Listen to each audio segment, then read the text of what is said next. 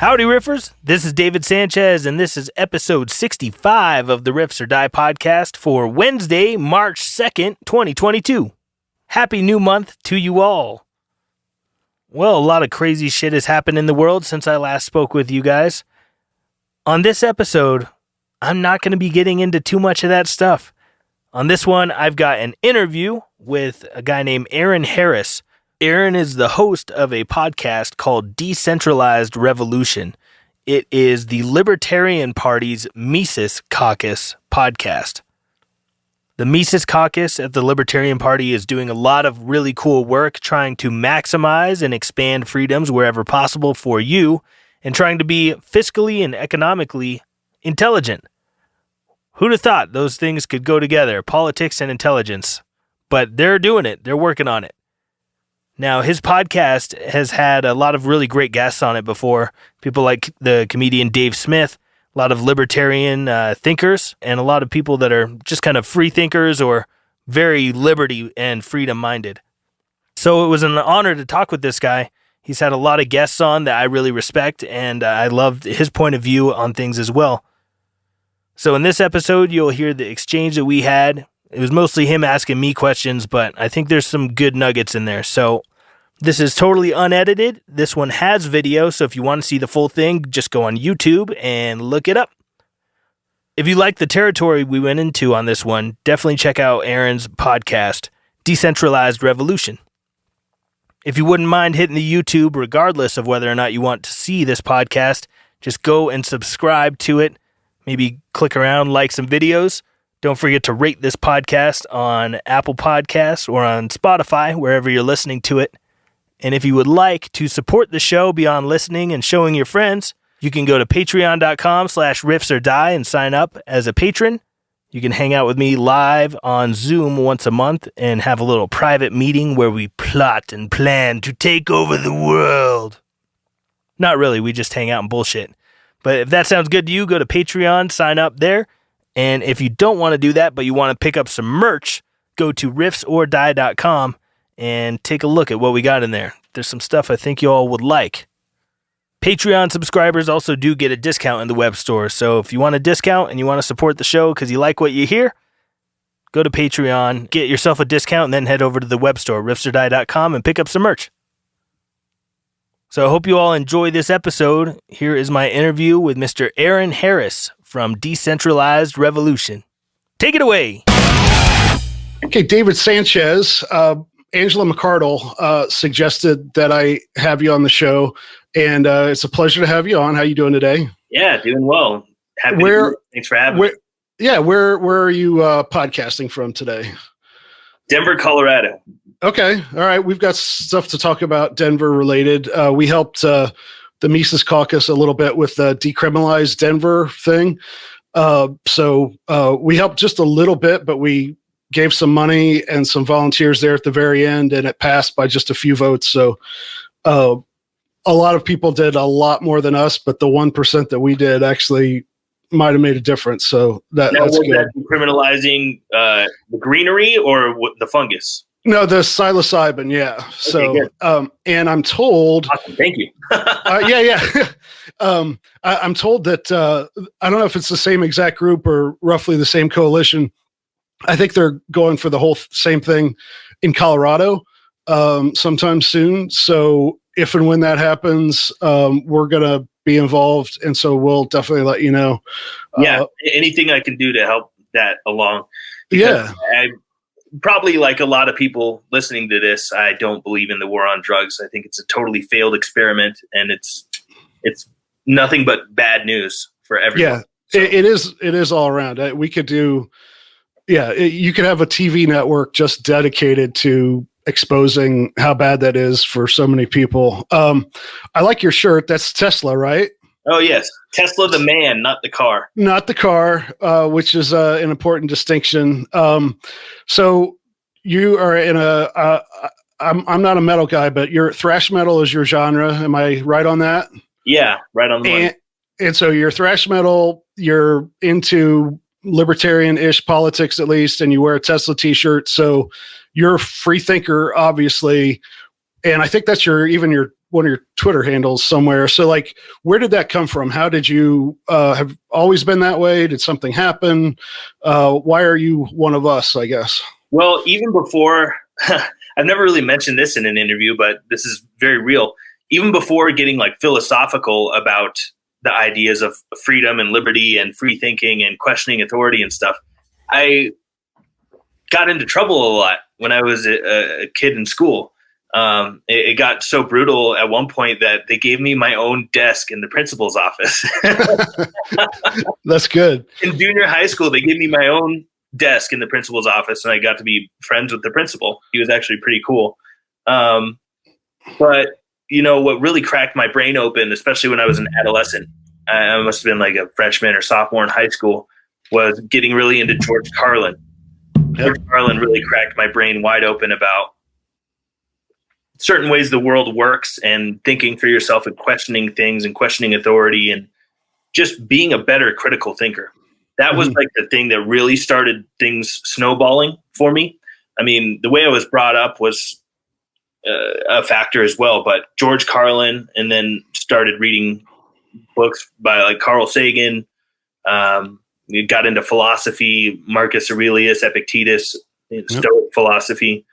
And just being a fan of Carlin and Frank Zappa, and you know, there's plenty of comedians that are actually better truth tellers than anything you're ever going to see on corporate news networks. So it started at a very young age, but then Carlin really made it take off as far as thought. I remember I was kind of a Reagan kid through the 80s. And so when I was like an early teenager, started getting into comedy, like Carlin kind of bothered me a little bit because he was liberal on some things, but some things he said, I was like, oh, I agree with that. And so like, he was one of the first sort of public figures that kind of showed me that you don't have to be in one tribe or another. And so that from that step to being a libertarian is kind of a pretty natural thing, because a lot of people, I think, crave that security, and I'm not criticizing it. It's natural, of being in a tribe.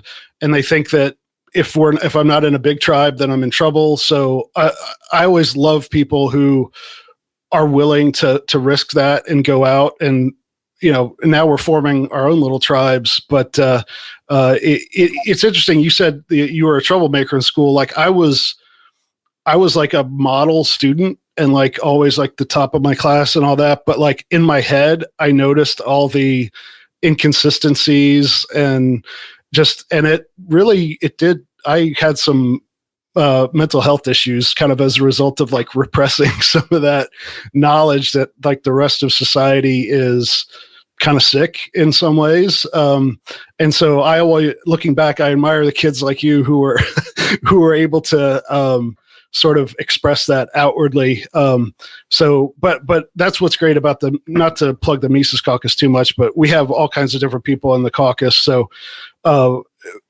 coming at it from different backgrounds, but coming at that same love for liberty, I think is really cool. And like I say, I'm not much into metal, but I was listening to some of your stuff. I think the V album, which a lot of the track titles, like the first one, Post-Truth Era, second track, Fear Campaign. Let's just jump right into that. Like where the lyrics for that come from. And I think it's a really good mix of those lyrics with your sound in today. So for someone who's not into this music at all, like I really have enjoyed what I've listened to so far, just because of that coming together. Well, thank you. I think it's important to note that our last record, V, came out May 1st, 2020. And the entire thing was wrapped up. We were all done recording everything September of 2019, well before we ever heard of COVID-19. So people heard songs like Fear Campaign and some of these other tracks that are on V, they automatically assumed that it was all written about COVID stuff. It was written about lockdown. It was written about propaganda revolving around this, supposed virus. And it was all written before. Right. So I was just what I've been doing for the last about 10 years, I'd say, is I see some stuff. I see some writing on the wall for certain subjects, and I see many things as threats to liberty and threats to our autonomy and our true potential to thrive. There are genuine enemies of progress that are trying to rule over us. There's no secret.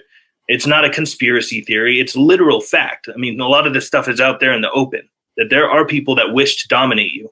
And I've been singing and writing songs about this stuff for about 10 years. And a lot of metal bands talk about murder and war and the devil and stuff like this. But there's already so many bands doing that. It dawned on me about a decade ago, like, I don't care about that stuff. I want to write stuff I care about. So I write a lot about liberty and critical thought. And I think V had a lot of lyrics on it that have sadly wound up being very prophetic. Right. Did the same about our last few records. But for instance, the song Fear Campaign was just like shockingly prophetic. The chorus of the song says they use fear to control you. Yeah. That pretty much sums up the last 2 years in this country and most of the countries on this planet, at least in the Western world. Yeah. And I think it's interesting. I didn't know that. I didn't really look at the dates when you suggested I listened to the album. But going back to like guys like Carlin and other comedians, Dave Chappelle is another guy that I love. Like, they're always just like a little bit ahead of things, and they're kind of the canaries in the coal mine. And so a good musician, a good lyricist, to me, is kind of the same thing. Of like, a lot of times people hear the word like prophet and they think it's like predicting the future. Well, sometimes it's not so much the future as like they just realize what's already happened before everybody else does. Right. So yes, exactly. So like, and you said you went back 10 years, and one of the songs I found that was older is the Give Me Liberty or Give Me Death song. So was that one of your first ones that kind of had a political theme? Yeah, I think so. The record that song is on is called Unnatural Selection, and the artwork for it is in this poster. Okay. But, a crazy scientist dosing the whole world. Imagine that. Speaking of prophetic. Yeah. He's not, your character in that album is not named Fauci, is he? No. Put some glasses on him, maybe, right? Yeah, maybe if he had contacts. But the Give Me Liberty, Give Me Death was on Unnatural Selection, and that's the album where things really started clicking for me. I think it was largely because I started reading so many books. When I was about 20 years old, I figured out like something clicked in my brain, and I realized I'm way more stupid than I want to be. So I started reading books, and that changed the way I view the world, obviously. It made me, I think, more intelligent. It expanded my vocabulary. It made me question things even more than I already did. And it gave me a more solid foundation for where my questions are coming from and why I believe what I believe. And one of the things about my beliefs, and I think that it's wise to do this, is question them. I question my own beliefs on a regular basis. I have to think, like, why do I believe this? If it doesn't make sense, I need to figure out something different. But if it makes sense and I still have a good reason to believe this thing, and it's backed up by evidence, experience, and anything else that it warrants it being believed in, I hold on to that stuff. Mm-hmm. Stuff that doesn't make sense anymore, I'm more than happy to discard and replace it with something new. Yeah. I'm always open to my mind being changed when presented with new information. I think that's a thing I've noticed, and I don't know if you identify as a libertarian, and I'm not trying to make you do so, but like one thing I've noticed about my fellow libertarians is kind of that same thing, that we're kind of obsessed with consistency. And so for that, at the same time, in some ways I think we can sound very closed-minded, but we're also very open-minded in the sense that we are looking for ways to challenge our own assumptions and making sure we're consistent. And so most of the ideological arguments that libertarians have, it always comes down to are you being consistent with, the basics of libertarianism, which is, don't hurt people, don't take their stuff, let people speak. If you don't have to let people speak in your living room, but if you want to go to their living room to make them stop speaking, that's really bad. So that's one thing I like about libertarians, but that makes us kind of seem weird to the rest of the world, is that sort of obsession with that consistency. So was it, you said something clicked in your head that made you feel you were stupid or not as smart as you wanted to be? What was that? Do you remember? Just in general, Okay. I realized like school didn't, I knew this when I was in high school, that they weren't teaching me a bunch of things that I should know. And, through reading books, watching documentaries, learning about some history that they don't teach you about in school. For instance, the Federal Reserve is not actually a government institution. Yep. There's banks even above the Federal Reserve. There's basically an international world banking cartel. Pearl Harbor, there's lies around that. The Gulf of Tonkin, there's lies around that. 9/11, there's lies around that. And realizing that war is big business. It's not just for, fighting for our freedoms. It's largely to enrich a very few amount of people at the expense of murder and death and destruction. These are things that I learned from not only reading books, but watching documentaries. And this kind of stuff, like, really made me wake up out of my indoctrination.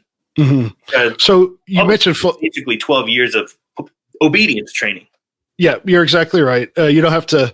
Most of the people listening to this will agree with that. And I think that as we see the debate around COVID, like, that conditioning is very strong, and you see that come out in people of like, wear your mask. Well, masks don't work. Well, you should wear your mask. It's just it's amazing that people think that way, but it's no mistake that they do. So what you mentioned got into philosophy. So was that one of your early reading interests, and what schools of thought? You mentioned Stoicism too. Let's go down that path a little bit, and then I want to get back to music. Yeah, Stoicism has been kind of a staple in my life, even since before I knew what that word meant, or knew that it was a philosophy, or knew any of the philosophers themselves. Just how I was kind of raised. I think that with Stoicism, largely what it is you take inventory of the things you can control and the things you cannot control. The things you cannot control, you just got to cut them loose and let those things go. And the things you can control, you do your best with them. And a large facet of the Stoic philosophy also is gratitude.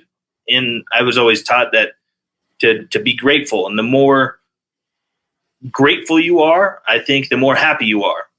And there's a great little placard that's at my old house where I used to live and I grew up. And I loved seeing it every day before leaving the house. It says, happiness is the choice. Mm-hmm. And I think that's largely true. 99% of it is what you make of it. So if your life sucks, it's because your mindset sucks. Yeah.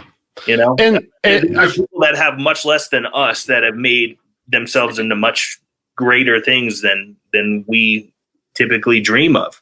And I don't mean you and I mean anyone listening to this. Yep. Yeah, it's I think Viktor Frankl is a psychiatrist, and his book Man's Search for Meaning is probably one of my favorite books, most influential in my life. And basically he's like, well, they can take away all your freedoms, but they can't take away your freedom on how to react to all that.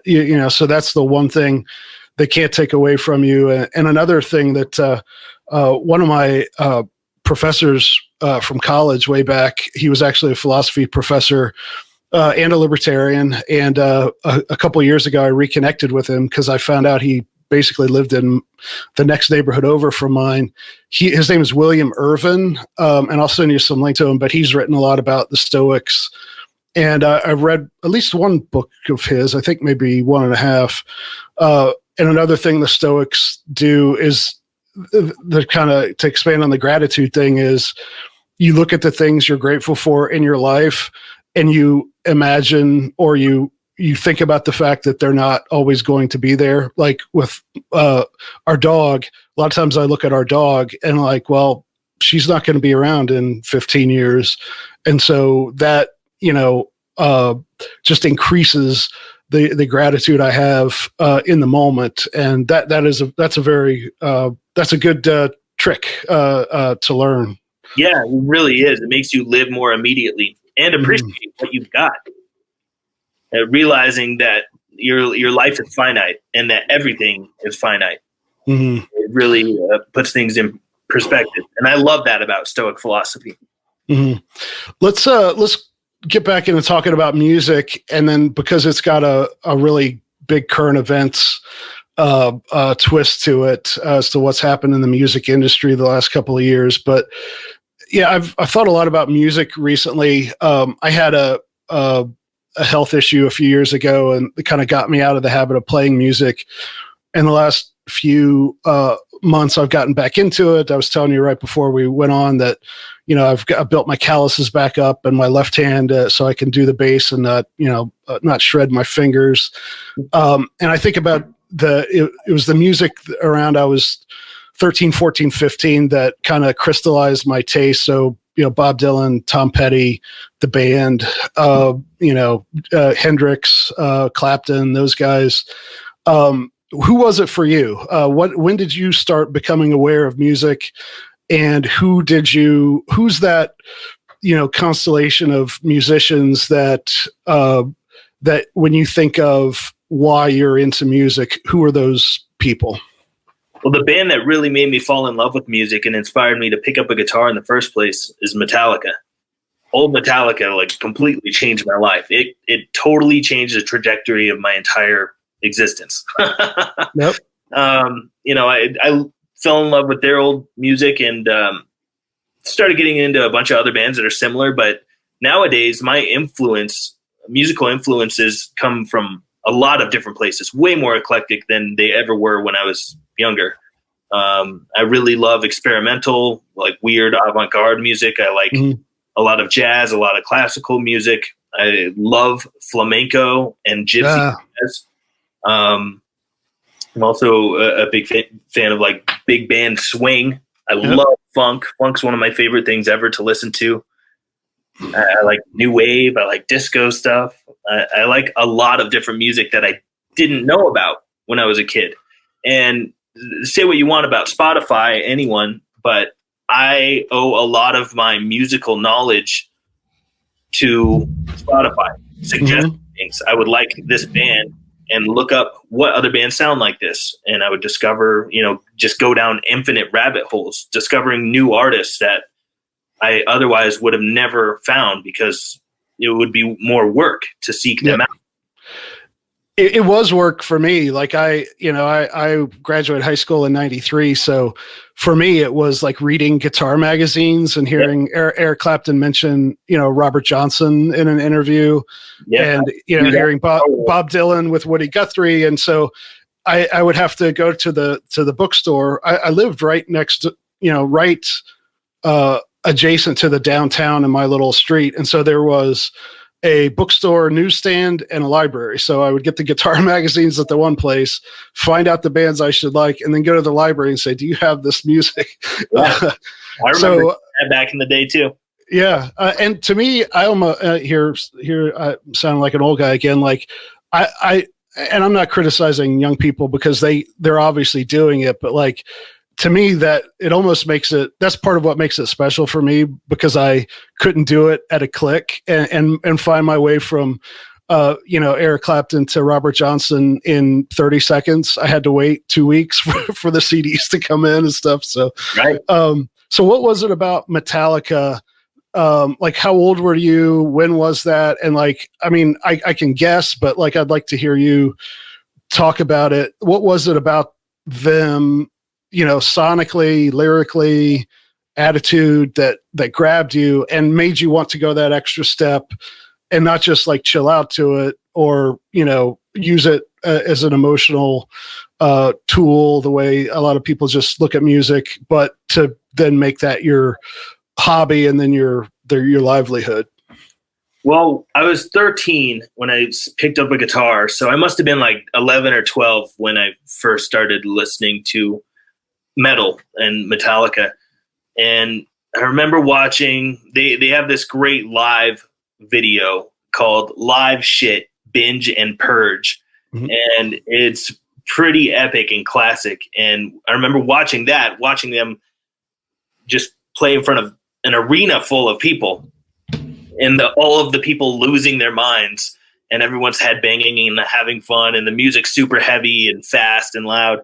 And watching that, I was like, I think that looks like the most fun thing to do. I need to learn how to do that. So I told my parents I wanted to get a guitar, and they helped me rent a guitar and an amp while I was first taking lessons, because they were like, I don't know if he's actually going to take this serious.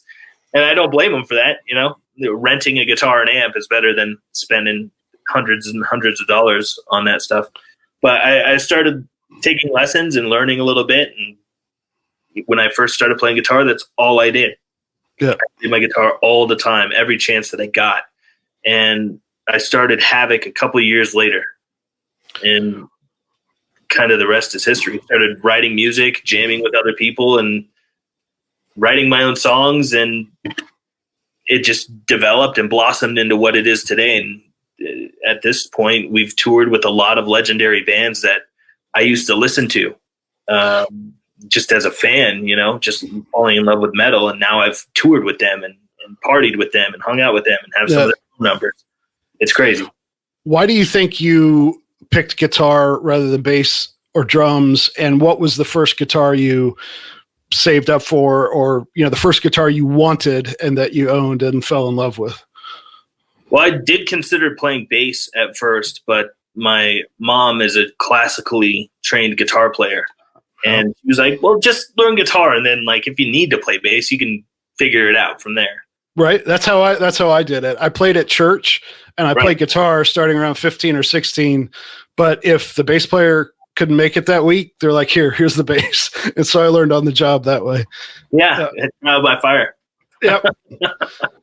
I did consider drums, but they're so expensive and so loud. So that was out.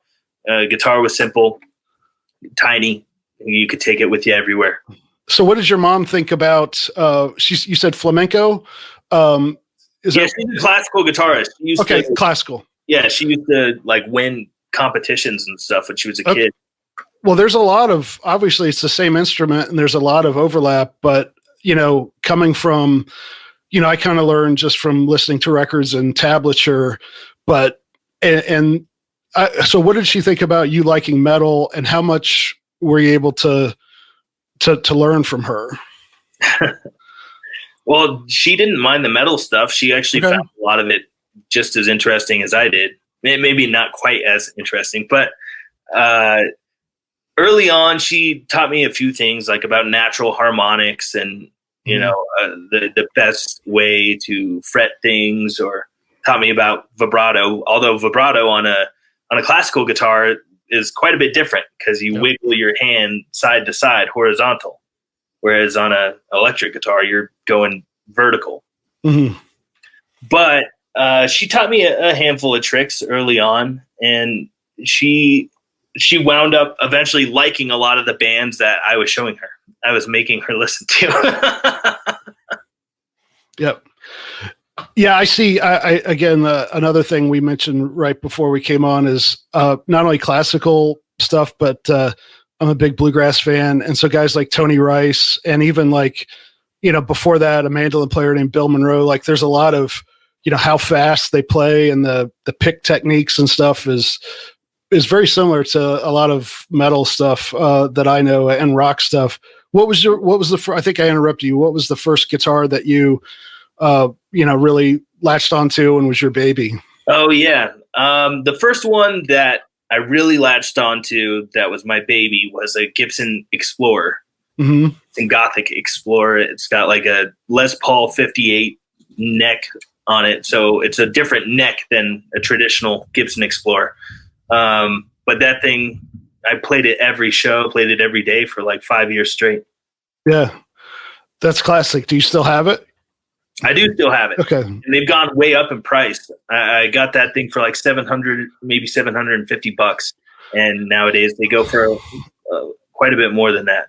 Yeah, guitars, it's funny, if they're good guitars and people like them. So like, not only is it like, does a famous person play one, but like, if it's good, it's amazing how, like, look at pre-war Martin, guitars that bluegrass players play. It's more expensive than my house, but also we have the Federal Reserve to thank for the price tag too, right? The inflation. Yeah, and it was nice that they sold us all on the Fed. Not you and I, we weren't even alive, but the people on the idea that they'll make sure that inflation doesn't get out of control. Yeah. Well, that's funny. Even today, you'll like you read a news story and they're like, the Fed inflation targets and keeping things under control. It's like, oh, haven't you paid attention for the last 100 years?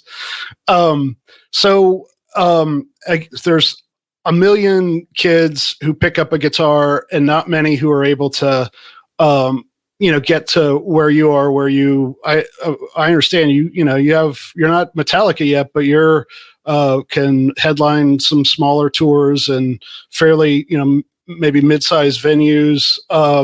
That's what Angela told me. So if I'm wrong, blame it on Angela. But how did you, again, the dedication to believe you can do it, the hard work, like, why do you think that you were one of the ones who it didn't just stay a hobby for you? Well, I think it was largely the hard work, but also having a support system. Like my parents were super supportive of it. And, when I first started it and I told them like, hey, I want to be a touring musician. I don't want to go to college. I was 17 and both of my parents were pretty much like, that's totally fine. But if you want to be a touring musician and like make this a career, that's all right. Just do it. Mm-hmm. If that's your decision, just actually follow through and do it. Make it happen. Yep. So I kind of took that baton and ran with it as hard as I could. And it's been a long time now. I started the band when I was 15. I'm 33 now. So okay. Been in this band for most of my life. So when was your first paid gig and what did that feel like? And how did you tell me how you got, guys to play with you, the lead up to that first paid gig, and when was that? So when did you know, hey, I can actually convince people to give me money to do this? I think the first time that we made money was probably a door deal. Probably got just based on how many people we brought into the venue. And convincing other people to play with us. I guess I started the band with a guy that played drums in my high school who was also a huge Metallica fan. He knew how to play a bunch of their songs on drums. I knew how to play a bunch of their songs on guitar. So we would get together after school and play these songs. And eventually wound up that I would show him like, hey, I made these couple riffs. Check this out. Put some drums to it and let's play like our own stuff. And that's kind of how things started. But I think it's a lot easier to convince other people to join up with your musical project when you have recordings and mm-hmm. or they see you live. So you either got to record something or you got to play out. Yep. It's hard to just convince somebody to join your band without them being able to hear or see it. Yeah. So what's it like, when you do a paid gig, that's got to be just a good feeling. And also, like, how does that affect your playing and your creativity to start getting feedback, not of, oh yeah, I heard, you gave me a CD and I kind of liked it, but like to get that more visceral, tactile feedback from people? Well, I mean, getting paid to play in the beginning is really, really exciting. And then it turns into going on tour and then getting paid enough to not lose money on the tour. That's really exciting. And then it turns into going on tour and getting paid enough that you get to come home and put money in your pocket. And that's, a huge hurdle to get over. But when you finally get to that point, you're like, yes, like we can actually make this a career. We can make this our job. This is what we do for a living. And it takes a long time to get to that step. I can attest to that. Maybe there's other means of doing it faster, but we built our whole thing like a pyramid. It's not built on stilts. We didn't go from 0 to 100 overnight. Mm-hmm. It's been a very slow burn. So our fan base can never just get like, the rug can never get pulled out from under us, so to speak. Whereas these bands that go from 0 to 100, they might disappear just as quick as they came up, but that's not the case with Havoc. So did you, I haven't looked into this part of it, but, and I know so when was your first paid gig? About what year? Probably like 2005, 2006. Okay, so the music industry has changed so much in my lifetime, and I love hearing people have so many different stories of how they can make it work. So, did you seek a record deal? Did you get one? How did you start? The business side of things, and tell me if there's any how the state and government kind of affect how you run the business side of things. Well, we did seek a record deal. We sent a demo with like a press kit, some photos, bio, list of accomplishments, tour dates we've done, stuff like that, reviews. We put them all into old cereal boxes. That's how we would ship stuff out because they were cheap and we already had them, So we sent a CD, a T-shirt, some stickers, and a bio and all that kind of stuff. We sent it out to a bunch of labels and eventually got a couple of them to hit us back and say, hey, we want to sign you guys. And we kind of just went back and forth, deliberated between the two different contracts, and eventually settled on one. And that's how our first 3 real records came out. And then later we switched labels. But we solicited a deal. We weren't just like found miraculously. We worked to get there. Yeah. And as far as government intervening with business in the music industry, I would say pre-COVID. We're going to talk about COVID, but okay. Yeah. Pre-COVID, I mean, some of the tax stuff is a little bit complicated when you play in different states or different countries. Yep. That can definitely get a little weird. That's different states. It's not the United States government doing that all the time, but that complicates things a bit. And then there's also certain laws that I think are really stupid. Like if we play in a bar and it's 21 plus, kids that are 19, 20 years old can't come to the show. Like just put giant X's on their hands with permanent markers and don't give them alcohol. And if you see them with alcohol, kick them out. Like, this isn't that complicated. Yeah. Or better yet, lower the drinking age to at least 18, right? Like, sure. Yeah. Yeah. If you can sign yourself up to die in a war or shoot a porno and buy a house and sign a contract, I think you should be able to have a sip of beer. To have a beer at a show. Yeah, that is something that I would love to see change in our lifetime. And because that's for any band, especially on the way up, new acts. Like it's essential that you get. It's always teenagers that start to create the buzz around you. It's teenagers and people who haven't kind of started their real adult lives yet. So to have, and for a band like yours, like I would imagine. For most music, at least all the music I grew up on, like being there to see it is such an added element. So like that's actually really affecting your livelihood and your ability to sort of catch fire, to say that, basically 16 to 21 year olds can't even see it.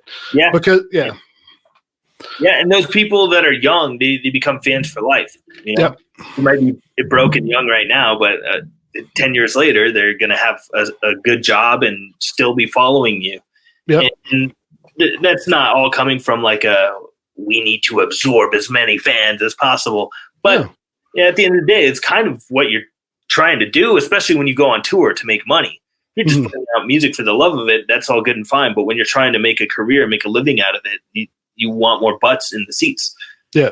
So, and I'm not asking for numbers on this or even percentages, but I've always heard that that's where the money comes from, even with, only like the very, very top guys like Metallica or Tom Petty, to name two we've mentioned. Those are the only guys who like get like mega rich from like recordings, right? Like most everybody else, and even them, they make tons of money on, if they do it right. The touring has always been the bread and butter. Am I right? Yeah, touring is absolutely where we make our money. So these last 2 years have severely crippled not just us, but tons of artists that are used to making their money on the road. Because back in the day, you had bands that would put out 2 records a year or just one every year for like a decade straight. This is in the 70s, in the early 80s. People had to buy your record if they wanted to listen to it. Yep. Otherwise, they'd have to wait listening to the radio station, for 3 hours to maybe play it. Yeah. People just went out and got your record. They had to pay for it. They didn't have Spotify's of the world paying people 0.003 cents per listen of your song. It was somebody likes your band, they're going to go spend $10 to buy the album. Yep. So back in the day, you could not even tour and make a shitload of money just making records, making studio albums.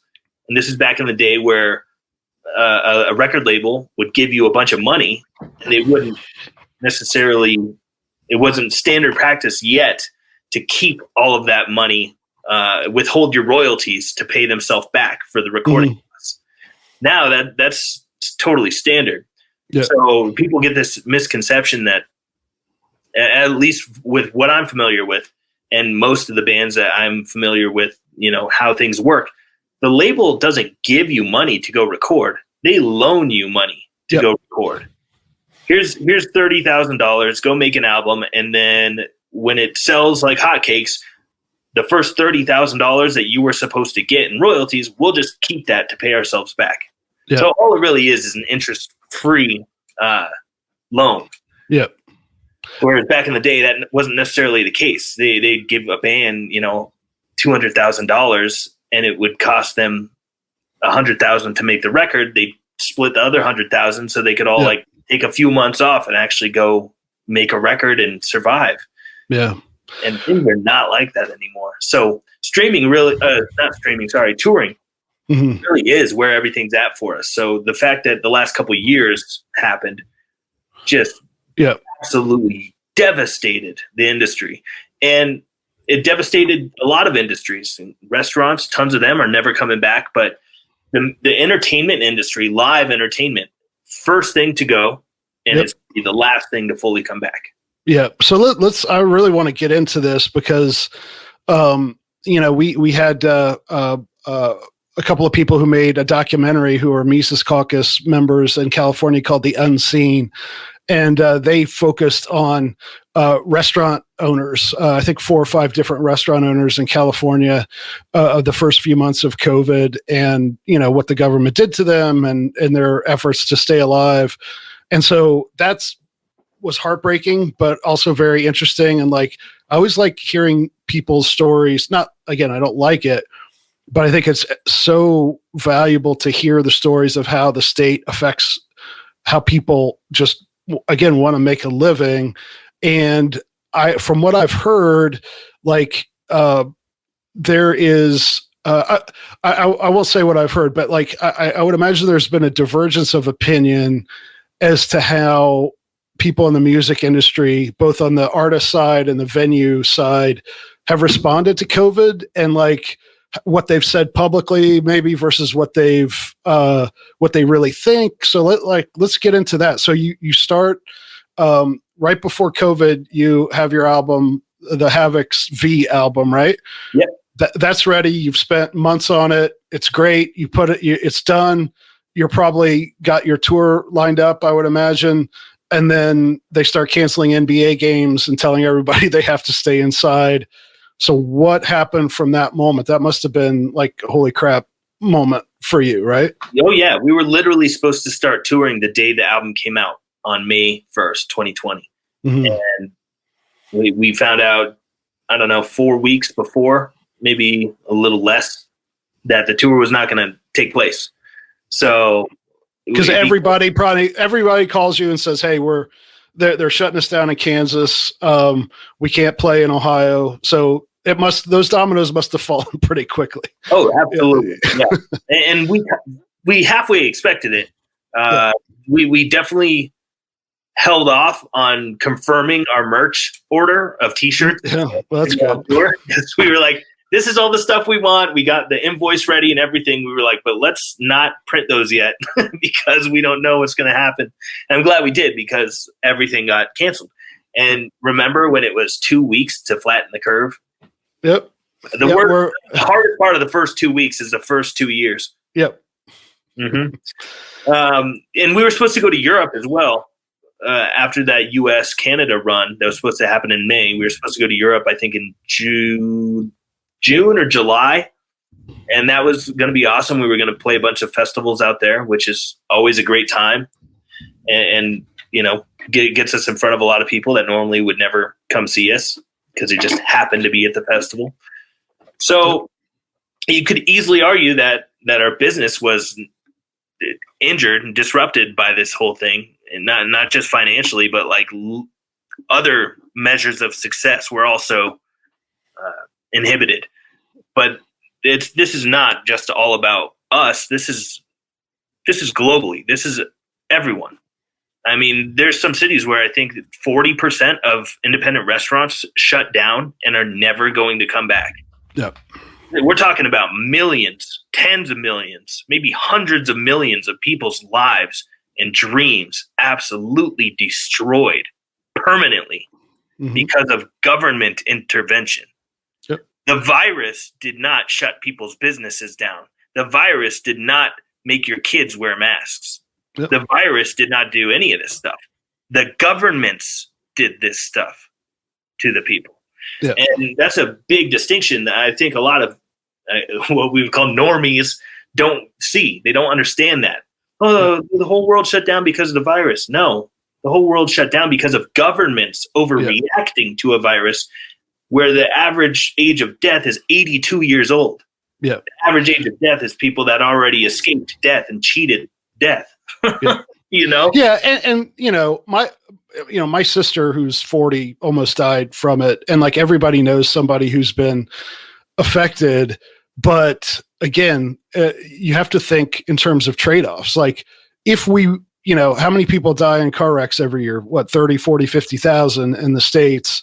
So by the same logic, we should all be walking to work in the grocery store all the day because that's the attitude that the government took to it. Yeah. Was zero COVID fatalities is our goal.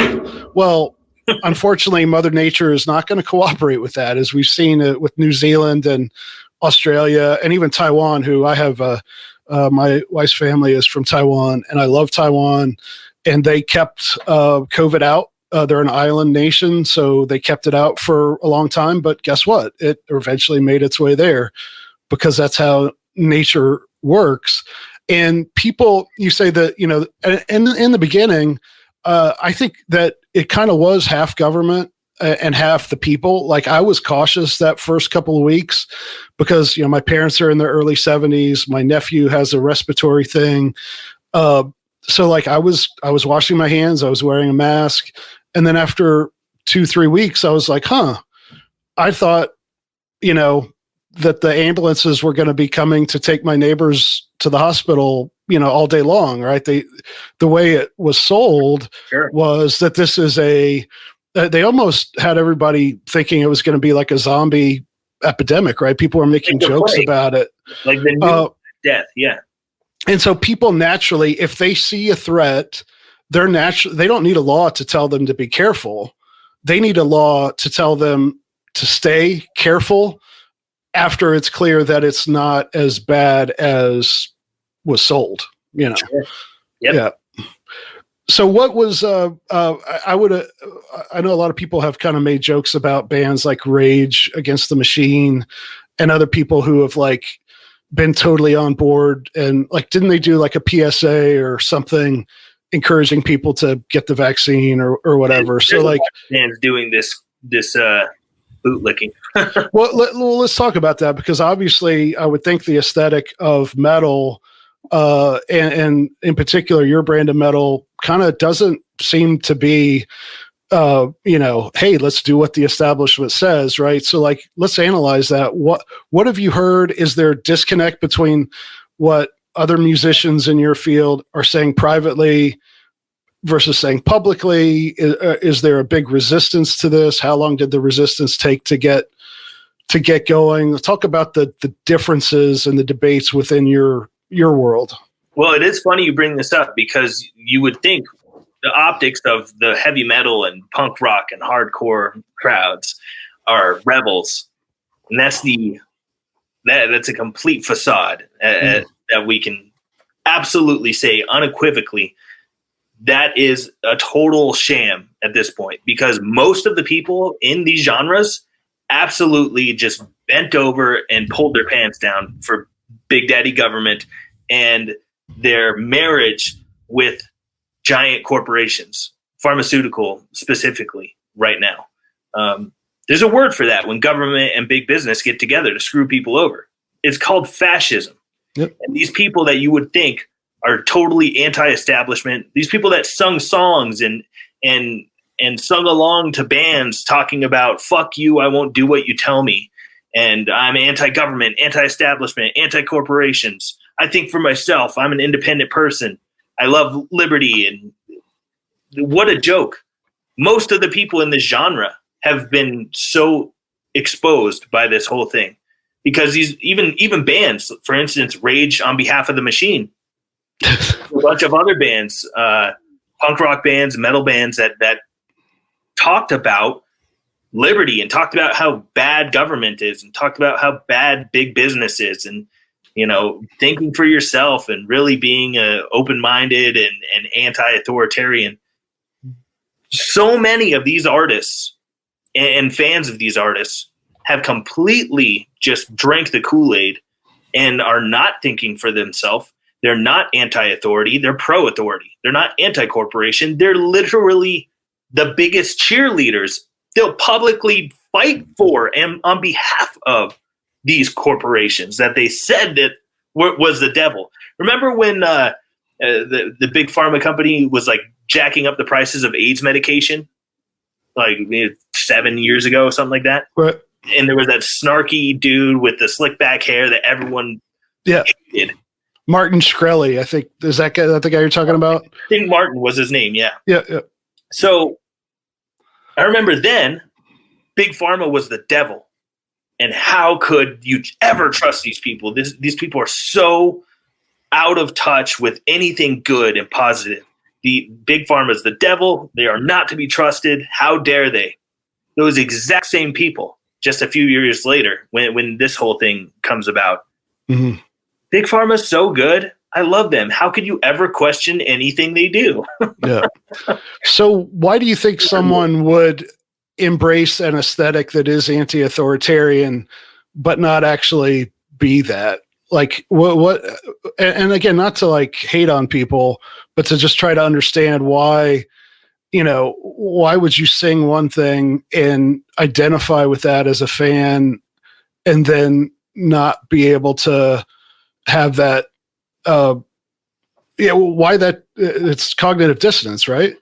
It's absolutely cognitive dissonance. It's doublethink in the classic Orwellian sense of it. And I call these people freedom posers.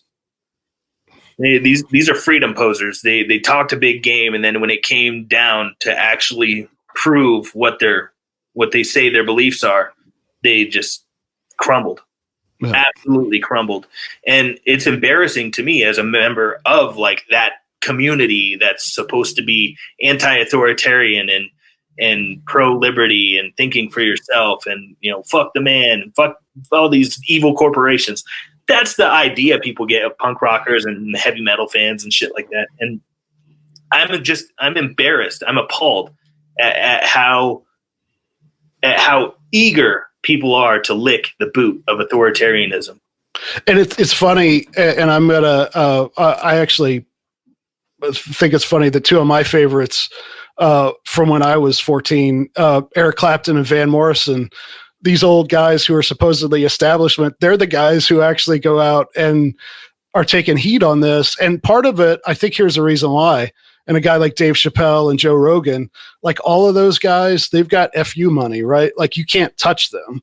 Sure. And so what does it say about our society that the only people who have the stones to get up and speak against this are the people who, you know, they've made their money, they've had their career, and they're unassailable. That creative people who are still, and not to disparage any of those guys, especially Chappelle, who's still cutting edge in every way, like, you know, that other people who are still trying to create art are afraid to either they've bought in and have the doublethink, or there's a lot of them, I think, who are afraid. They see that half their fan base is saying this, and they do the calculation. Do I speak out, or do I just stay quiet and wait till it opens back up?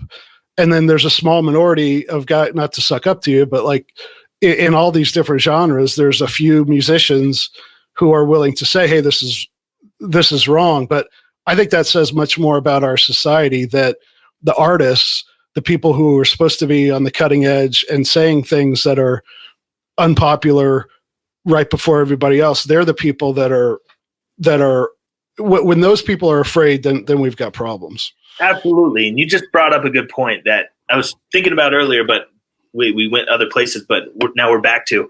I do think you're right. There's a lot of people that are afraid. And, you know, I'm not the only person in my, like, of my peers that's speaking out and saying something, but it's rare. It's very, very rare. There's not many. Like you mentioned, Van Morrison, Eric Clapton. What other, like, classic rockers are saying anything? Yeah. Not many. Not many at all. But I notice it too with my peers and in my circles. Most people are quiet. And I even hear from friends and other people that agree with what I'm saying and agree with me speaking out and agree with the ideas that I'm spreading about bodily autonomy and truly starting to wake up and just like snap out of this television stupor. Like, hey, people, the government is not your friend. They've never been your friend, and it's never been more obvious. Why are you still playing their game? Mm-hmm. There's a lot of people that I talk to that agree with me, but don't say anything because they don't want to rock the boat. They don't want to upset fans. They don't want to lose fans. And I understand that.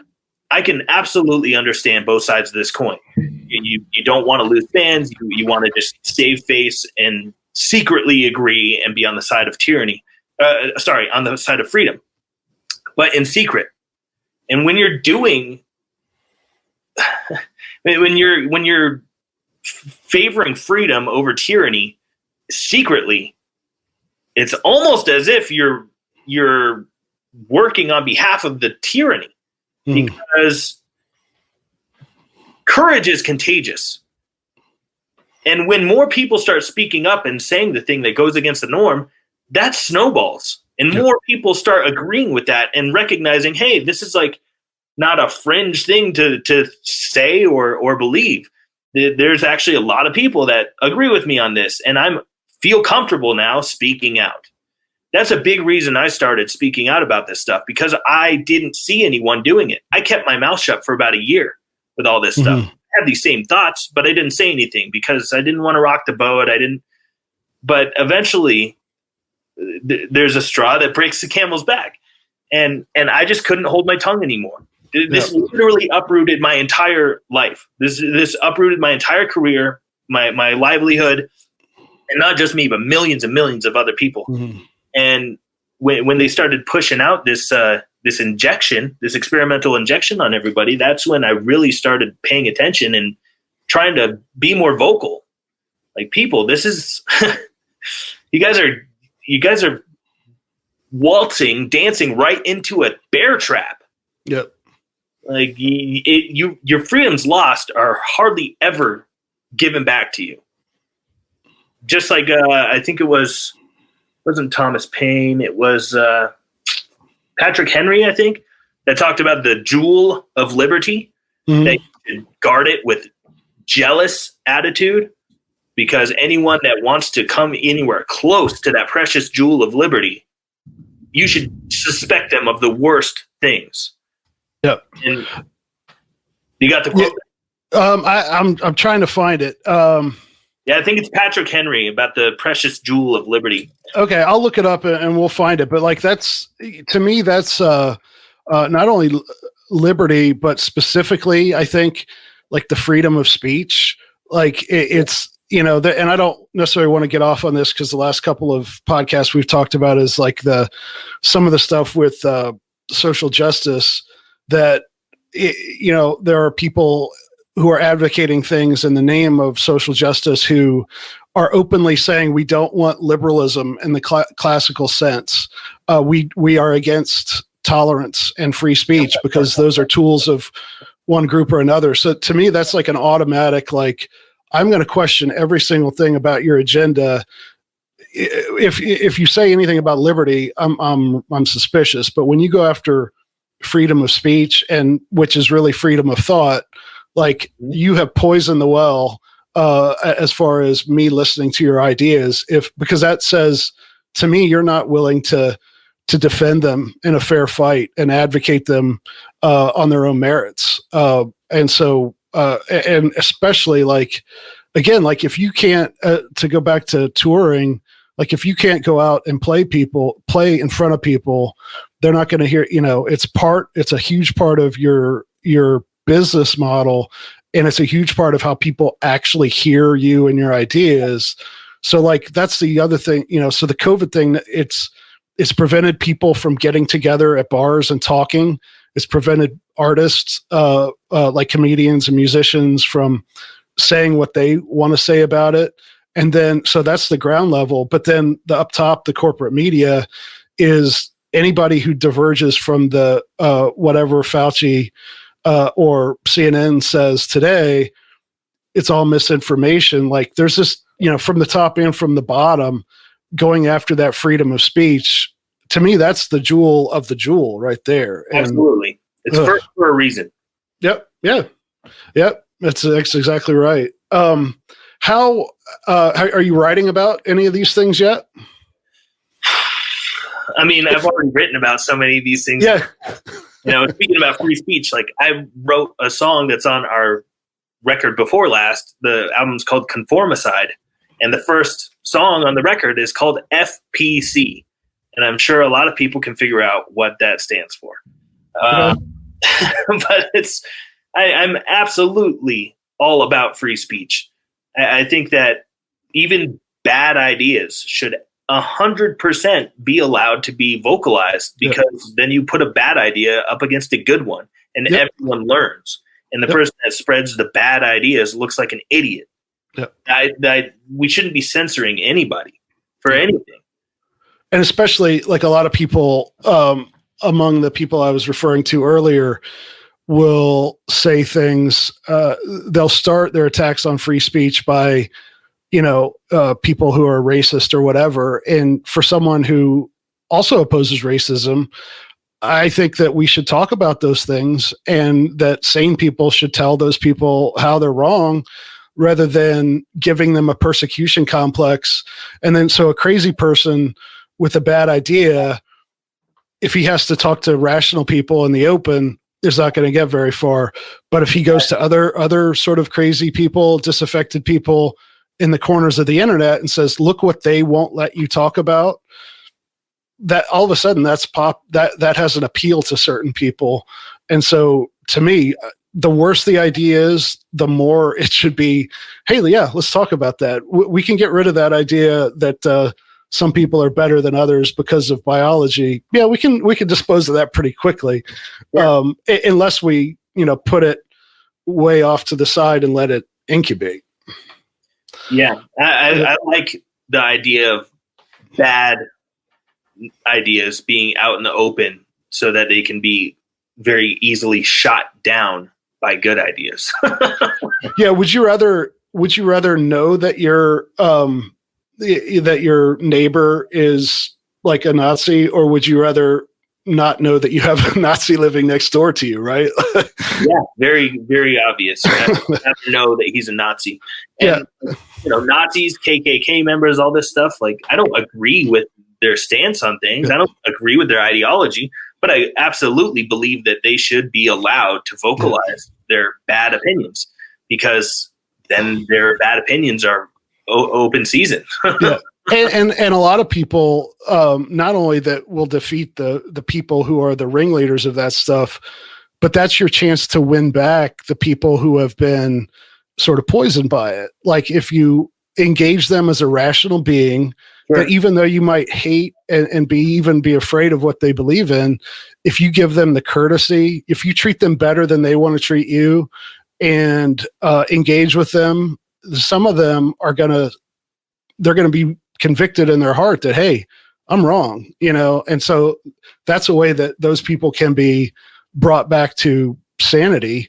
But if you keep telling people that you can't talk about this, you're horrible, anybody who thinks this is completely evil, then that's how you get some pretty nasty movements. But I think that what a lot of the COVID stuff goes to, and a lot of the people who want to attack free speech and civil rights in the classical American Bill of Rights sense, like they do actually want to divide people and get people hating each other.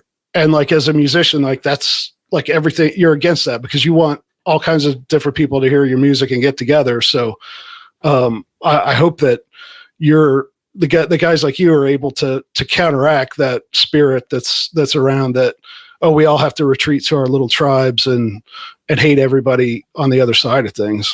Yeah, and this is why I would consider myself, I don't like labels, but if I had to call myself anything, I'd call myself a free thinker, because like I said, my mind is open to being changed on a dime if presented with good information that makes me change my mind.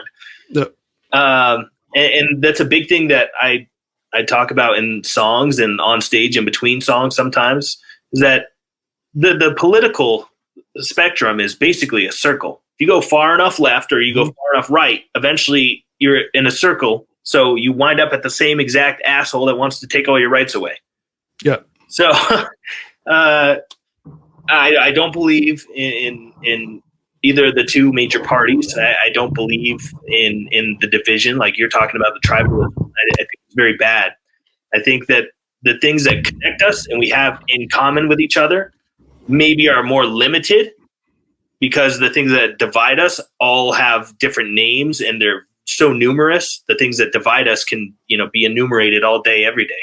But the things that connect us and we all have in common may be more limited in number, but they're so overarching. They absolutely eclipse all the things that we have different from each other.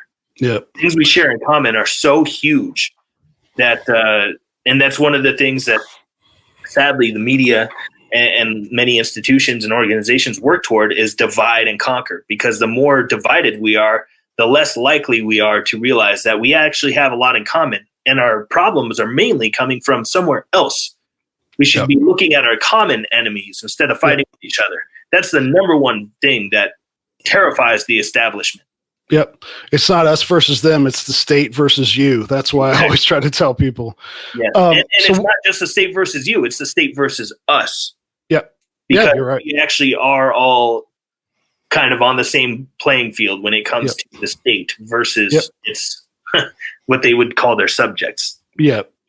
So where do you get, as someone who, isn't, a self-labeler and who is a free thinker, where do you get your information about stuff, given the fact that most of the big avenues are not telling the truth or obscuring the truth, and that, this sense, it's not censorship, I want to be clear on that, but it's the same attitude of the big tech sort of shaping the narrative, and, right down to, when you type something in the search bar, just about every search engine has an agenda, and you can figure it out pretty quickly if you just use a little imagination. Where do you get your information? What podcasts, journalists, where do you find out what's going on, and how do you piece together, to try to get at the truth from different sources? So I get it from a lot of different places. There's podcasts, there's things I watch on YouTube, on BitChute, Odyssey, things like that. I also follow a lot of social media pages that talk about things that the mainstream corporate media is not going to touch ever. And I'm also involved with some like group chats with other people that are of like minds, and we share information back and forth. Hey, I saw this crazy thing going on, and I looked it up, and it's true. Everyone look at this. And everyone just kind of swaps news in that sense. And that's a good way that I get a lot of my information. But things that people could easily look up for themselves that I find very, very valuable are like Ron Paul's Liberty Report. I think he touches on a lot of important stuff. And I don't know if you are familiar with James Corbett, the Corbett Report. I think it faintly rings a bell. While you talk about him, let me look it up. Yeah, James Corbett is a Canadian man who lives in Japan, but he is a very thorough researcher, and he's extremely well read and knows what he's talking about when he brings up a subject. If he doesn't fully understand it, he'll just, put it off the table until he does learn more. But he's a very, very good journalist, independent journalist, and a researcher. I would consider him a researcher more than a journalist. Okay. I guess there's a fine line, but there's also people like Ben Swan, I think is great. Yep. Whitney Webb, I think is great. What was that last one? Whitney Webb. Whitney Webb, okay. Yeah, I believe she also works with the dude Ryan from The Last American Vagabond. Okay. There's a ton of these people. The Free Thought Project, I think, is one of the best news outlets. Yeah, we had Jason from the Free Thought Project on a long time ago. Oh yeah, Jason's great. Yep. Yeah. You should get him back on. He's got a lot to say about what's going on right now. I had him on my podcast not too long ago, and their page. I mean, if you're on Instagram or Facebook, I think their page is one of the key ones that you should be following if you're interested in liberty and just ideas that you're not going to hear on the mainstream. The Free Thought Project does amazing work. They do, and they're like, to me, one of the textbook cases of like the tech crackdown on shaping the narrative, because like 8-10 years ago, their reach was much huger. Their stuff would pop up in my feed here, on this platform or that platform all the time, and now like I sometimes forget they're there. I got to go look because they've been buried. I don't know if they've been deplatformed from any place yet, but I'm sure the algorithm and I want to call them censors, even though they're not technically, but they are kind of working with the government sometimes. So maybe, but like, there are people at Facebook who, in addition to write the algorithm, I'm sure they look at these stories and they, give them the thumbs down. Okay, let's bury this page. And Free Thought Project is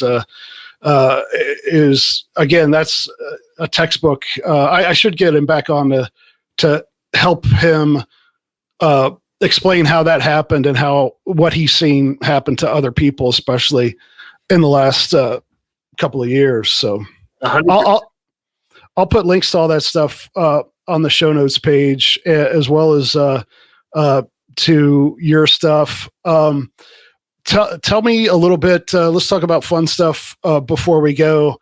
Well, first of all, what is up with Havoc? Are you back on the road yet? How's business looking? How's your art looking? And then let's talk about what you're listening to before we head out. Yeah. So with Havoc, we don't really have much going on right now. Everyone's kind of doing their own thing, but we've discussed the idea of kicking around some new tunes and maybe working out some cover songs that people would not expect us to do. So we've been talking a little bit and writing. I've been writing some new music a little bit. So maybe we'll put out a new record sometime next year, late this year. I don't know. But as of now, no touring is happening. Things are still kind of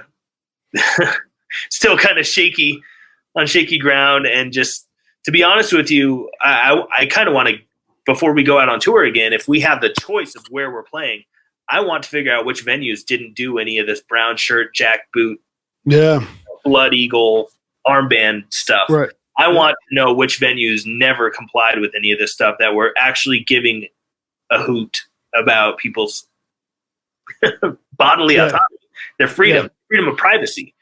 You know? Yeah, that would be a good project to log a lot of those places.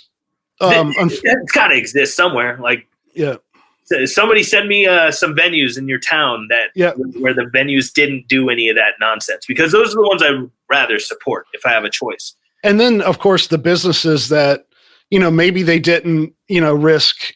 And again, I think that you're right. The people who have stood up, and, I've heard stories of restaurants and places like that across the country who never shut down, never made their employees and customers wear a mask. Some of them paid the price with fines. Some of them are probably going to be fighting it out in court, trying to maybe it'll kill them eventually, or maybe it did.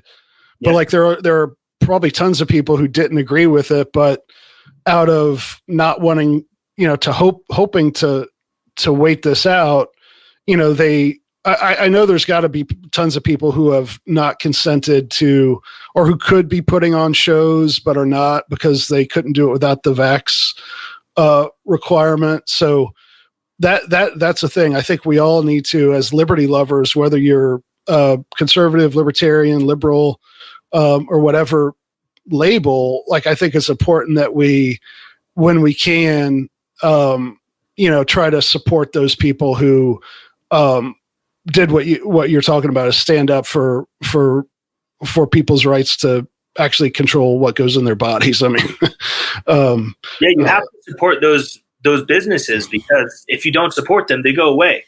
It's different than what I was saying earlier about people that are on the side of liberty, but they're very silent about it. That's the financial and economic equivalent. Mm-hmm. I really love that this business didn't shut down, and I really love that they're not forcing people to show their papers and stuff, but I don't go there. Yeah. Fuck that. Go there. Yeah. So I hope that I know Tennessee, where I live, is pretty good. I know that there's a lot of shows. I'm in Knoxville, and I know that there's some like little things going on here. I think in some venues, like one of my favorite bands is a band called Dawes, Dawes. They came and they were playing this was about 7-8 months ago, and they were playing something. It's like a concert series, like somewhat sponsored by the city or something like that. And there was a mask requirement for an outdoor concert. And even though they're 10 minutes from my house, I didn't go. And I didn't go see Bob Dylan. I've seen Bob Dylan 15 times. Bob Dylan's 15 minutes from my house, and I haven't seen him in 3 years, but I didn't go because I'm not going through the charade of wearing a mask. And so, it's just a shame that just the experiences that people have missed out on, in addition to like the businesses, because business and making money and being able to be a touring musician is super important. But just think of all like the cool stuff that happens at concerts, the people who would have met a new girlfriend or a boyfriend or something like that didn't because of all that. So I hope that you're able to, string some things together soon and maybe find places that can support not only, letting you do your art, but who have been good on this issue through this. And it's starting to come back alive in some places. So I hope that you can, I hope you can put something together soon. And even though I'm not a big fan of the genre, I'll have to come out and see you if you come anywhere near Knoxville. So. Oh yeah, 100%. I'd love to have you out of the show. If you ever see someone out there, you definitely are welcome. Okay, I'll have to wear earplugs because I'm already have lost a lot of my hearing. But all right, let's before we go, like in addition to your own music, which I'll have links to that on the show notes page, what else are you listening to that is fun and that you think that your fans would really get into? Well, recently I've been listening to a lot of Chet Atkins. Yep, he is from Maynardville, which I live north of Knoxville, and the next town up is Maynardville. So like awesome, 15 minutes that way is from Chet Atkins' hometown. Hell yeah. Yeah. Rad. Yeah, I love Tell people who he is for those who don't know. Well, he's a super sick guitarist, and he's doing it all before heavy distortion and stuff. Absolutely shredding on a 6-string. Yep. And my other guitar player, Reese, in Havoc, Reese Scruggs, he told me a lot about Chet Atkins that I didn't know. Like he was one of the OG like recording guys in Nashville. Like everybody would call up Chet Atkins to get him to play guitar on the recordings because he's just a total beast. Yep. But yeah, super shredder guitarist. And he actually produced a lot. He became, from a session guy, he ended up, he probably made more money as a producer in his career than he did as a musician, which is just shows you how respected he got to be in Nashville. Yeah, he's a total badass. Been listening to a lot of Chet Atkins. Actually listening to a lot of old Michael Jackson. The Dangerous album. I threw that on a few times last week. He actually had some pretty hardcore guitar players on some of that stuff, right? Who I can't quite remember. Luke Cather. Oh, yeah. Slash played with him. Eddie Van Halen played with him. Okay. He had a ton of badasses play guitar for him. Yeah. It's Michael Jackson. He could get like the best of anything that he was looking for. Yeah, unfortunately. Yeah. We won't go there. Yeah. Wise. Yeah, let's stick to music. Yeah. It's a shame that all that other stuff, because he was a great musician, and unfortunately, I stick to the good stuff, listen to the good stuff about him, and pray for the other stuff, I guess. Yeah, and even the other stuff I have sincere doubts about, just because the same people that accused him of that stuff also said it didn't happen under oath. So, you know what? You're right. I shouldn't. My opinion is that maybe I could see it happening. I could also see it going the other way. I don't know. Yeah. But this out of the other, the music's great. The Dangerous album is the one I was really listening to a lot. Okay. It's got the Free Willy song on it. It's got Do You Remember the Time? It's got some good stuff on there. But and then the other thing that I've been checking out that's a more recent musical artist is the Fearless Flyers. Oh. They're like an instrumental funk band. It's dudes from the band of Wolfpack, and they play just instrumental funk that's like really stripped down, lo-fi, but very tight. Excellent musicianship. And it's just, I think the drummer is so lo-fi. I think the drummer literally only has a kick, a snare, and a hi-hat. Okay. He has any cymbals or any toms. He might have a tom, but super stripped down, really cool instrumental funk music. That's like pretty rock and roll for funk. Okay. Yeah. That's what I've been getting into lately. They just released some new music. So check All right. that. I'll check it out. And like I say, I'll get with you to make sure I link to the right places for your stuff. And we'll keep you updated on the I think they're going to call it Decriminalized Colorado. I think they're going to try to, and if I'm wrong on that, if it doesn't happen, I'm sorry, but I'm pretty sure Michael Heiss said that was going to happen. So maybe, I'm sure they'll need musicians and stuff like that to help put that across. So, 100%. I'm absolutely into that. Keep me posted about that. I would like to know, because if there's anything I can do to help nature be legalized, I'm absolutely into it. Yeah, I know Angela is a big, Angela is really big into your music, and a lot of Mises Caucus people are into metal, and your kind of metal in particular, I think. So this will be a big thrill for them. And I've actually really enjoyed it, and we'll be in touch. And like I say, I really hope to see you out on the road at some point soon. Hell yeah, me too. Thanks a lot for having me, Aaron. This was a pleasure. Thanks a lot for tuning in till the end, friends. I appreciate you, Riffers. Don't forget to rate the podcast. Go and subscribe on YouTube. Give some things a like, thumbs up, thumbs down. I don't care. Just do something on there. It helps the algorithm. You know, the alligator rhythm. Have you ever seen an alligator dance? Me neither. Moving on. A huge thanks to Aaron for having me on his podcast, and a big thanks to Angela McCardle for setting it up. and planting that seed in his brain to get me on there. I really enjoy speaking with these libertarian types because they're people that, like myself, want smaller government, want peace, want more liberty for not just themselves, but for you. So go peep his podcast, Decentralized Revolution. There's some good stuff on YouTube, and there's some good stuff on the podcast apps, including Spotify, Apple Podcasts, and all that kind of stuff. I've got a great interview coming up. It's another one with a musician that a lot of you guys have heard of and you're probably fans of, so look forward to that. That one is coming up here soon. Until then, I hope you all have a great week. Don't believe all the bullshit. There's a lot of it out there. Keep your mind sharp and your peepers open. Take care of yourselves and each other, friends. Thanks a lot for listening all the way till the end. I appreciate you. Have a good week. I'll talk to you soon. Adios.